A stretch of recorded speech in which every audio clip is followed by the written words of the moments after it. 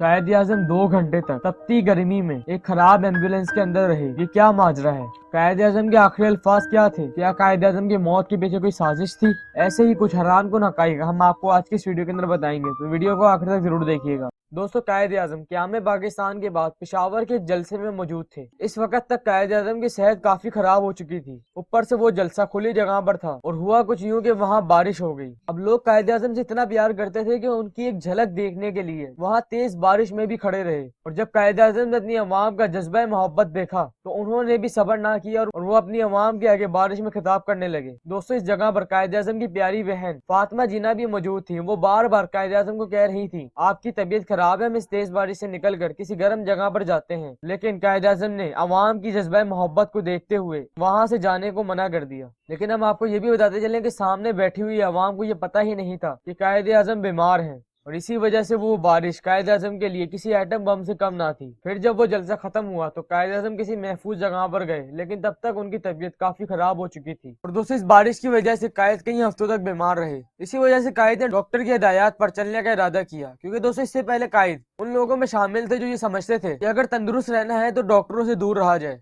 लेकिन अब कायद आजम की तबीयत इतनी खराब हो गई थी कि आपकी हड्डियां वाज़ेह नजर आ रही थी। तो अब कायद आजम जून 1948 को कोयटा मुंतकिल हो गए, क्योंकि कराची की गर्मी कायद आजम की सेहत के लिए अच्छी नहीं थी। इसीलिए कायद ने सोचा कि गर्मी का मौसम कोयटा में बिताने से उनकी सेहत अच्छी हो जाएगी। लेकिन ऐसा ना हुआ और जुलाई में कायद की तबीयत काफी खराब हो गई और इसी वजह से उन्हें जियारत मुंतकिल करना पड़ा। दोस्तों, यहाँ हम आपको ये बताते चले कि कायद को 12 सालों से टीबी थी, लेकिन उन्होंने ये अवामी सतह पर जाहिर नहीं किया, क्योंकि उनका ख्याल था कि अगर ये अवामी सतह पर लोगों को पता चलता तो हिंदू उनके मौत का इंतजार करने लगते। बहरहाल दोस्तों, कायद को जियारत मुंतकिल कर दिया गया। जिसको नहीं पता उसको मैं बताते चलूं कि जियारत सतह समंदर से 2500 मीटर बुलंद है और किसी भी टीबी के मरीज के लिए ये ऊंचाई बेहतर नहीं है, क्योंकि आप जानते होंगे कि ज्यादा ऊंचाई पर सांस लेने के लिए मुश्किल होती है और ऐसे में टीबी के मरीज के लिए ये जगह बिल्कुल भी बेहतर नहीं है। दोस्तों, यहाँ एक और अहम सवाल ये है कि जब कायद को पता था कि मुझे टीबी है तो उन्होंने जियारत जाने का इरादा क्यों किया? दोस्तों, इस मुतालिक दो बातें आती हैं कि कायद को पता ही नहीं था कि जियारत टीबी जैसे मरीज के लिए अच्छी जगह नहीं है, या कायद को किसी ने जान पूछकर या गलती से मशवरा दे दिया है जियारत जाने का। बहरहाल दोस्तों, जियारत जाकर कायद की तबीयत काफी खराब होने लगी थी। इसी वजह से फातिमा जीना ने फोन कर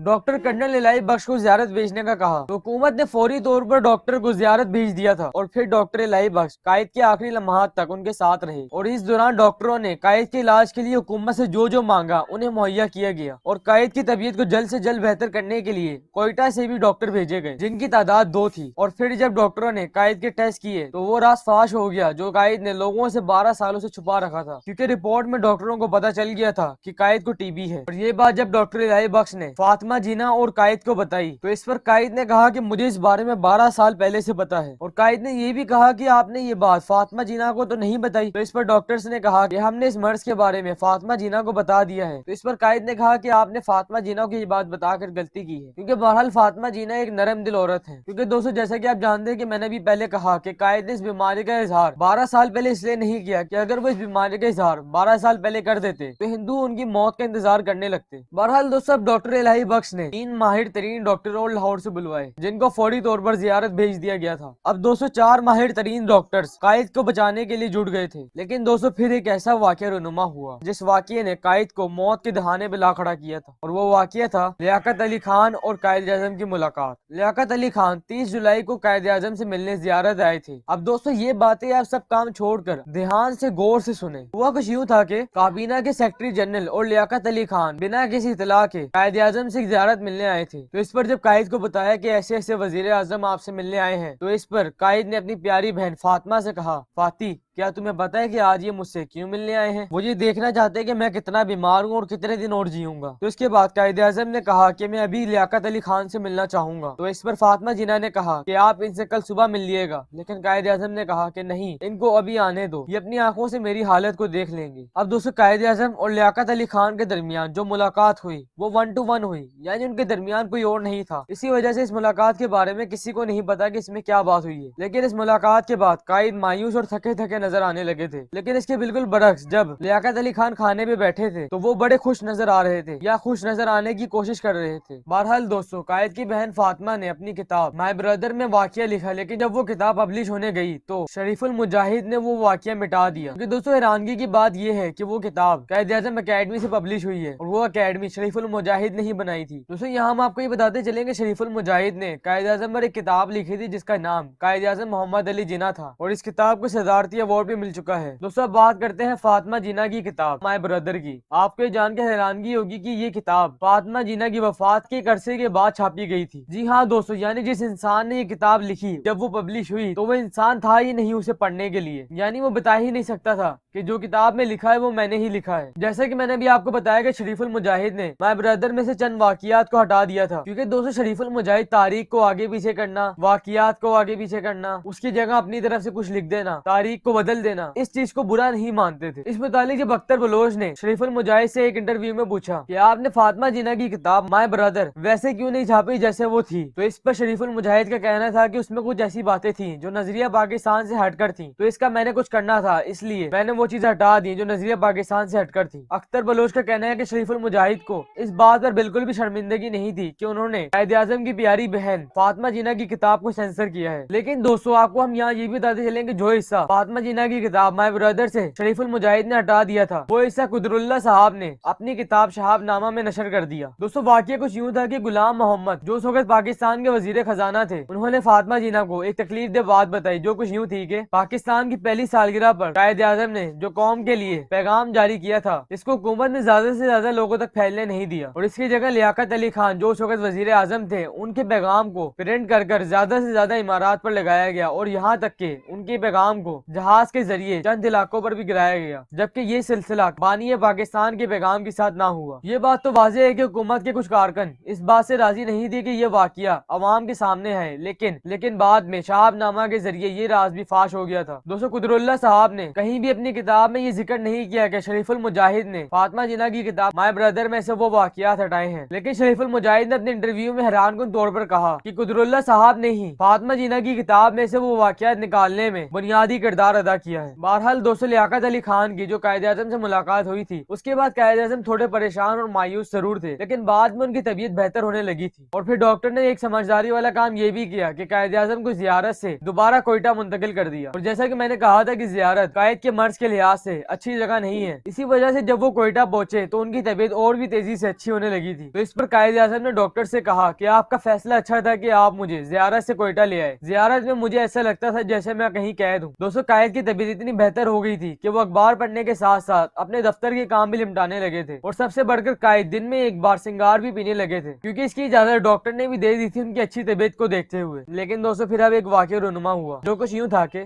29 अगस्त को जब डॉक्टर मामूल के हिसाब से कायद का इलाज कर रहे थे तो डॉक्टर ने कायद से कहा कि आपकी तबीयत अब बेहतर हो रही है, आपने जो रियासत कायम की है पाकिस्तान, अब आप इसको पूरी तरह मुस्तहकम और इस्तवार भी करेंगे। लेकिन कायद ने डॉक्टर की सोच के बिल्कुल बरक्स जवाब देते हुए कहा कि आपको याद है जब आप पहली बार जियारत मेरा इलाज करने आए थे तब मुझे जीना था, लेकिन अब कोई फर्क नहीं पड़ता कि मैं जीऊं या मरूं। ये अल्फाज कहते हुए कायद की आंखों से आंसू निकलने लगे और वो कहने लगे कि मैं अपना काम पूरा कर चुका हूँ। दोस्तों डॉक्टर इलाही बख्श अपनी किताब में लिखते हैं कि कायद आज़म 5 माह पहले समझते थे कि उनका काम अभी पूरा नहीं हुआ, लेकिन अचानक ऐसा क्या हुआ जिसने कायद से जीने की उम्मीद भी छीन ली और इनको ये कहने पर भी मजबूर कर दिया कि वो अपना काम पूरा कर चुके हैं। दोस्तों ये बात कायद अपनी प्यारी बहन फातिमा से भी करते थे कि मैं अब जीना नहीं चाहता, लेकिन आपकी बहन फातिमा कहती थी नहीं आप तंदुरुस्त हो जाएंगे और दोबारा पाकिस्तान के लिए काम करने लगेंगे। लेकिन कायद फिर कहने लगते कि नहीं फातिमा मैं और जिंदा नहीं रहना चाहता। अब ये राज क्या था कि कायद आज़म इतने मायूस हो गए कि उन्होंने जीने की उम्मीद भी छोड़ दी। राज कायद आज़म के साथ ही दफन हो गया। कायद आज़म की इस मायूसी के बाद 29 अगस्त से उनकी तबीयत तेजी से खराब होने लगी और 10 दिन से अपने वक्त के बेहतर से बेहतर तरीन डॉक्टर भी कायद को नहीं बचा पा रहे थे और फिर कायद की बहन को डॉक्टर ने ये भी कह दिया कि हमें नहीं लगता कि अब कायद और जिंदा रहे। दोस्तों इस दौरान बीमारी की हालत में कायद बेहोश भी हो जाते थे और बेहोशी की हालत में वो कुछ टूटे फूटे अल्फाज कहते थे जो कुछ यूं हैं, कश्मीर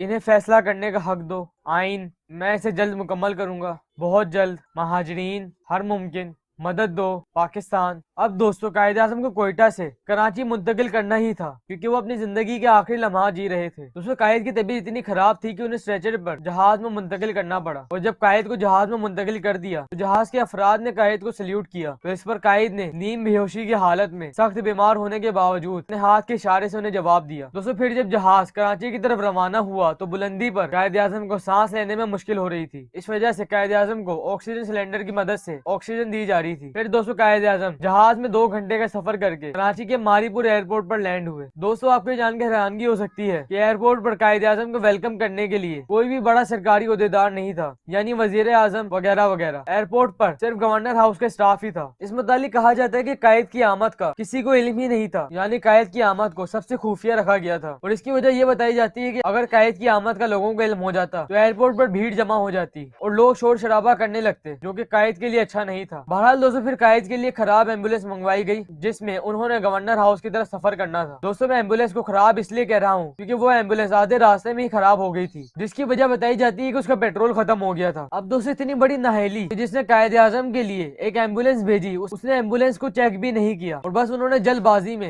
एम्बुलेंस भेज दी और समझा कि हमारा फर्ज पूरा हो गया। इसकी वजह ये भी बताई जाती है उस वक्त पाकिस्तान शदीद बुरहान का शिकार था और कहा जाता है कि उस वक्त पूरे कराची में सिर्फ 2 एम्बुलेंस मौजूद थी, जिसमें से एक कायद के लिए भेजी गई थी। लेकिन दोस्तों फिर एक और एम्बुलेंस को फोन करके बुलवाया गया, लेकिन उस वक्त भी फोन पर यह कहा गया कि एक आदमी बीमार है, उसके लिए एम्बुलेंस भेजें। इसका जिक्र जरा भी नहीं किया गया कि वो आदमी कायद आजम है। अब इसकी वजह क्या है? जिसने फोन किया उसने कायद आजम का नाम क्यों नहीं लिया, और एम्बुलेंस के लिए फोन किसने किया, ये राज भी राज है। और फिर 2 घंटे के सफर के बाद वो एम्बुलेंस वहां पहुंची और इस 2 घंटे के अंदर फातिमा जीना अपनी किताब माय ब्रदर में लिखती है कि उस वक्त कराची में इतनी गर्मी थी कि अगर कोई तंदुरुस्त इंसान भी होता तो वो भी इस गर्मी को झेल ना पाता। और इस सख्त गर्मी के दौरान कायद की एम्बुलेंस के अंदर मक्खियां जमा होने लगी और वो कायद के मुंह पर मंडलाने लगी, उनके मुंह पे बैठने लगी। इस वजह से फातिमा जीना और वहाँ मौजूद एक नर्स ने बारी बारी गत्ते के जरिए कायद आजम के मुंह के ऊपर से वो मक्खियां हटाने लगी थी। और जुल्म ये था कि कायद आजम ने कोयटा से कराची तक का सफर सिर्फ 2 घंटे में किया था, और इंतहा तो ये हो गई कि एयरपोर्ट से गवर्नर हाउस तक का सफर भी 2 घंटे में ही मुकम्मल हुआ। और जो एम्बुलेंस मंगवाई गई थी फिर वो एम्बुलेंस आई और उसमें कायद आजम को मुंतकिल कर गवर्नर हाउस की तरफ ले जाया गया, और रास्ते में वो एम्बुलेंस खराब नहीं हुई थी, सही सलामत वो गवर्नर हाउस पहुंच गई थी। यहाँ हम आपको ये भी बताते चले कि कायद आजम को उस वक्त किसी और गाड़ी में इसलिए मुंतकिल नहीं किया जा सका क्योंकि उनका स्ट्रेचर किसी छोटी गाड़ी में नहीं आ सकता था, और ऊपर से अगर उस रोड पर ये कहा जाता इस गाड़ी के अंदर कायद आजम मौजूद है तो वहाँ पर काफी रश हो जाता, जो कि कायद आजम के लिए अच्छा ना होता। इसी वजह से 2 घंटे उस एम्बुलेंस का इंतजार करना पड़ा। बहरहाल दोस्तों जब कायद आजम गवर्नर हाउस से ही सलामत पहुंच गए तो डॉक्टरों ने उनका इलाज किया और बताया कि सफर के दौरान कायद आजम की हालत और नहीं बिगड़ी है, यानी जो हालत उनकी कोयटा में थी वही हालत अभी है, यानी इस सफर के दौरान कायद आजम की तबीयत और खराब नहीं हुई। बहरहाल दोस्तों जब कायद आजम गवर्नर हाउस पहुंच गए तब भी किसी हुकूमती कारकुन को यह पता ना चला कि कायद आजम गवर्नर हाउस में मौजूद है। इस मुतालिक तारीख के 2 पहलू हैं। पहला पहलू तो जैसे भी मैंने कहा कि किसी को इस बारे में इल्म ही नहीं था कायद आजम कराची आ रहे हैं, और दूसरा पहलू ये है कि उस वक्त लियाकत अली खान एक कॉकटेल पार्टी में थे और कहा जाता है कि उन्हें कायद की मौत के हवाले से तब पता चला जब वो रात को सोने जा रहे थे। बहरहाल दोस्तों सच्चाई का तो अल्लाह ताला को ही पता है। फिर दोस्तों 2 घंटे गवर्नर हाउस में कायद आजम सोने के बाद फातिमा जीना को बुलाया और कहा फाती खुदा हाफिज, और इसके साथ ही उनका सर एक तरफ को ढलक गया और उन्होंने अपनी आंखें बंद कर ली। फातिमा जीना दौड़ते हुए बैठ गई और डॉक्टर्स को आवाज दी, और डॉक्टर ने अपनी पूरी कोशिश की इंजेक्शन लगाकर कायद आजम को बचाने की, लेकिन अब कायद आजम इस फानी दुनिया से कूच कर गए थे और उनके आखिरी अल्फाज थे फाती खुदा हाफिज, और उसके बाद कलमा शहादत। दोस्तों अब अगर ये भी हम माने कि कायद आजम की मौत के पीछे कोई चाल नहीं थी तो जिन्होंने कायद आजम के लिए एम्बुलेंस भेजी उनके खिलाफ तो कोई कार्रवाई होनी चाहिए थी कि बानी पाकिस्तान के लिए एक खराब एम्बुलेंस भेजी गई, लेकिन उनके खिलाफ भी कोई कार्रवाई नहीं की गई, किसी ने सवाल नहीं उठाया इस बारे में। और इसके बाद लियाकत अली खान को भी कत्ल कर दिया गया था और इस मुतालिक भी आज तक पता ना चल सका कि उन्हें किसने मारा। बहरहाल दोस्तों इस पाकिस्तान को आजाद करवाने वाले एक अजीम हस्ती कायद आजम इस फानी दुनिया से कूच कर गए। इतनी कुर्बानियों के बाद ये पाकिस्तान वजूद में आया है। हमारा फर्ज है कि इसका ख्याल रखें और इसके खिलाफ उठने वाली हर आवाज के खिलाफ खड़े हों। पाकिस्तान जिंदाबाद, कायद आजम जिंदाबाद। Thanks for watching my video. Allah Hafiz.